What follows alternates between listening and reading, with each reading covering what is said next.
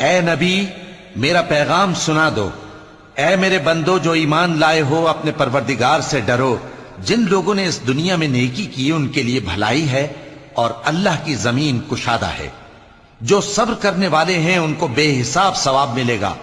कह दो कि मुझसे इरशाद हुआ है कि अल्लाह की इबादत को खालिस करके उसकी बंदगी करूं, और यह भी इरशाद हुआ है कि सबसे पहले मैं फर्माबरदार बन जाऊं। कह दो कि अगर मैं अपने परवरदिगार का हुक्म न मानूं तो मुझे बड़े दिन के अजाब से डर लगता है।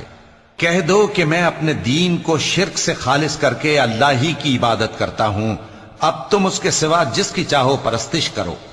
कह दो कि नुकसान उठाने वाले तो वही लोग हैं जिन्होंने क़यामत के दिन अपने आप को और अपने घर वालों को नुकसान में डाला। देखो यही सरासर नुकसान है।